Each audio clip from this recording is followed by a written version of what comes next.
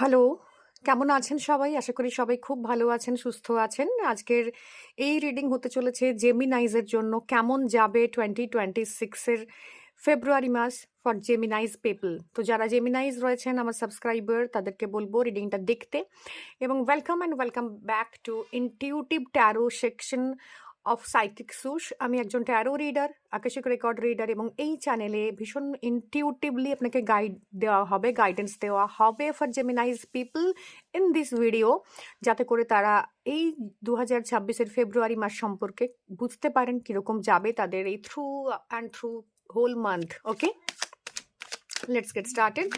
শুরু করবো জেমিনাইজ পিপলদের জন্য যে এই 2026-এর ফেব্রুয়ারি মান্থ কেমন যাবে for the Geminis people. Okay, so let's get started. Seven of Pentacles. Okay. বেশ। Second card এসছে the Devil. Good. Third card এসছে the Pentacles. And fourth one is Nine of Cups. Good. Death. এবং Nine of Wands. Overall energy for Gemini's people is page of pentacles. Materialistic লাইফে এই Gemini পিপলদের জন্য এই month ভীষণভাবে একটা challenging one. না চাইতো অনেকের জন্য ভীষণ চ্যালেঞ্জিং একটা সিচুয়েশন তৈরি হবে জেমিনাই পিপলদের জন্য। তো এই মাসটাতে না প্রচুর এমন সিচুয়েশন আসবে যেখানে আপনি ফাইন্যান্স রিলেটেড জায়গা থেকে একটু চাপ ফিল করবেন। হঠাৎ করে এমন কিছু ইনভেস্টমেন্ট হয়ে যাবে, এমন কিছু কাজের জায়গাতে আটকে যাবে বা মানি স্টাকের এনার্জিস রয়েছে যেখান থেকে দাঁড়িয়ে আপনার মেটেরিয়ালিস্টিক লাইফের জন্য এই মান্থটা একটু little bit challenging Gemini people. তো ওভারঅল যে এনার্জিস রয়েছে সেটা মেটেরিয়ালিস্টিক লাইফের জন্য রয়েছে, আর্থলি লাইফের জন্য রয়েছে, যেখানে আপনি প্রচুর প্রচুর চ্যালেঞ্জেসের সম্মুখীন হবেন এবং সেই জায়গা থেকে দাঁড়িয়ে নিজেকে মনে হবে আপনি প্রচণ্ডভাবে এই মুহূর্তে ঝুলে আছেন এবং কোনো কিছু ডিসিশন নিতে পারছেন না। ওভার থিঙ্কিংয়ের এনার্জিস রয়েছে থ্রু এই মান্থ আপনার জন্য। এবং কেতুর একটা এনার্জি আপনাকে এটাই বলছে যে মেন্টালি আপনি ভীষণভাবে ডাউন, স্লো গ্রোথ, যেটা আপনি একদমই পছন্দ করেন না। আপনার খুব ফাস্ট কুইক অ্যাকশন চাই। তো সেখানে ভীষণভাবে একটা স্লো মান্থ রয়েছে ফেব্রুয়ারি, এবং এই স্লো মান্থটা কোথাও গিয়ে আপনাকে একটু ভাবাচ্ছে। আপনার অ্যাটিটিউড হচ্ছে যে আপনি এমন কাজ করতে চান যেখানে ফাস্ট রেজাল্ট আসবে, ফাস্ট গ্রোথ আসবে, সমস্ত কিছু তুরন্ত হবে, ফাস্ট হবে।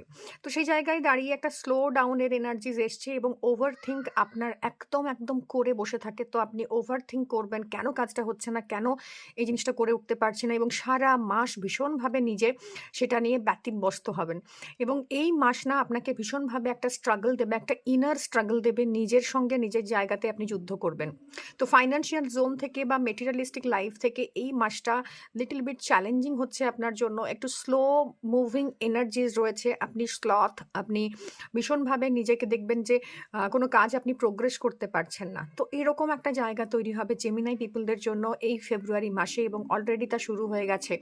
তো প্রথম যে 7 days that is going to be very tough for Geminis people, যেখানে ওরা বুঝে উঠতে পারবেন না যে অ্যাকচুয়ালি আমার কি করা উচিত, কারণ আমি ভীষণ স্টাক ফিল করছি। তো এটা ওদের নেচার নয়। তো নেচারের জায়গা থেকে কিন্তু নিজের প্রবলেম যখন আসতে শুরু করবেন, নেচার যেটা আমার সেইভাবে যখন আমি রিয়াক্ট করতে যাব, তখন কিন্তু সেটা প্রবলেমের জায়গাতে নিয়ে আসবে এবং আপনাকে আপনার এনার্জি বলছে একটা ওভারওয়েলমিং এনার্জি। আপনি কোনো কাজই এই মান্থে প্রপারলি করে উঠতে পারবেন না। তার কারণ হচ্ছে আপনার কোর একটা জিনিস চাই, আপনার সিচুয়েশন এক রকম হয়ে আছে এবং আপনি রিয়াক্ট করছেন একরকমভাবে। তো আপনি ট্র্যাপড ফিল করবেন, আপনার মনে হবে যে আশেপাশের মানুষজন আমাকে নিয়ে গসিপ করছে, বা আমি ট্র্যাপড হয়ে যাচ্ছি, বা আমি ব্লকড এনার্জিতে রয়েছি, কারণ আপনার বুদ্ধি আপনার সঙ্গ দেবে না। তো আপনি খুব চটজলদি ডিসিশনস নেন, চটজলদি কাজ করতে পছন্দ করেন। তুরন্ত একটা ব্যাপার রয়েছে আপনার মধ্যে যে এই মুহূর্তে আমি চাই, মানে এই মুহূর্তে আমি চাই। তো এরকম জায়গা থেকে সেই রেজাল্টটা আসতে ভীষণ স্লো হবে, এবং যখনই স্লো হবে মেন্টালি আপনি ভীষণ চ্যালেঞ্জড ফিল করবেন, মনে হবেন যে আমি বিহাইন্ড দ্য বার রয়েছি। এরকম একটা সিচুয়েশন জেমিনাই পিপলদের জন্য থাকবে। এবং যেটা আমি বলছিলাম, ফাইন্যান্সের জোন থেকে কোনো গ্রোথ, প্রোগ্রেস আপনি দেখতে পাবেন না।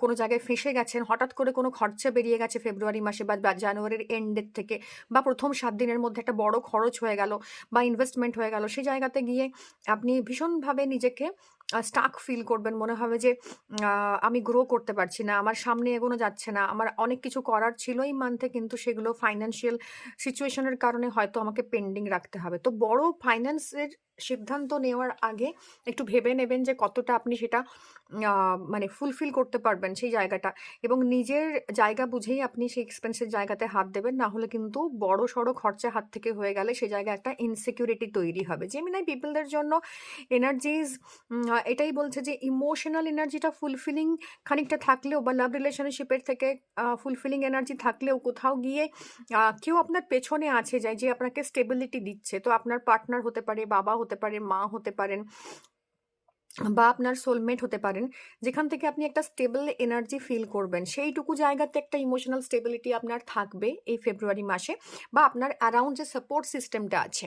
তবে আপনার জন্য একটাই সাজেশন জেমিনাই পিপল, যখন এই মান্থে কোনো সিদ্ধান্ত নেবেন বা কোনো কাজ করবেন, পুরনো সাপোর্ট সিস্টেমকে রেখে আপনি কাজ করার চেষ্টা করবেন।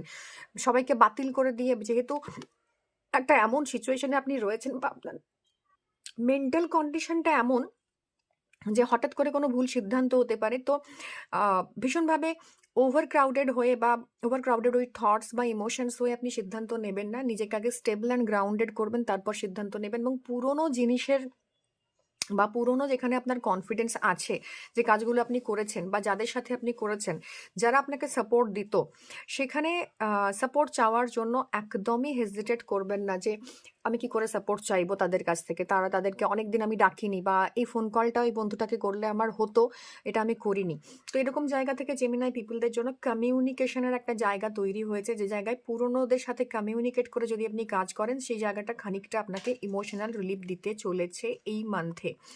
এবং একটা ড্রাস্টিক চেঞ্জ আপনার লাইফে আসবে। কিছু রিয়েলাইজেশনের থ্রুতে আপনি যাচ্ছেন এই ফেব্রুয়ারি মাস, কিছু অ্যাওয়েকেনিংয়ের থ্রুতে যাচ্ছেন। যে লেসনসটা লার্ন করার ছিল জেমিনাই পিপল, যে চটজলদি সবসময় সব কিছু হয় না, আমাদের পেশেন্স রাখা দরকার। তো মেবি আপনি এই পেশেন্সের জোনে আসছেন, যেখানে আপনি হাত পা ছুঁড়েও কিছু করতে পারবেন না। আপনি মানে একদমই অসহায় ফিল করবেন, এবং এইখান থেকে আপনার অ্যাওয়েকেনিং হবে যে সব কিছু কিন্তু আমার নিজের কন্ট্রোলে থাকে না। সিচুয়েশন এমন আসবে হঠাৎ করে, যেটা আমাকে হ্যান্ডেল করতে হবে। তো আমার যে অ্যাটিটিউড, যেখানে আমার লার্নিং দরকার, যে আমি কমিউনিকেট করব, আমি প্রপার ওয়েতে পেশেন্টলি ওয়েট করব, সেই জায়গাটা কিন্তু আপনার জন্য ভীষণ ইম্পর্টেন্ট, এবং সেটা আপনাকে ফলো করে চলতে হবে জেমিনাই পিপল।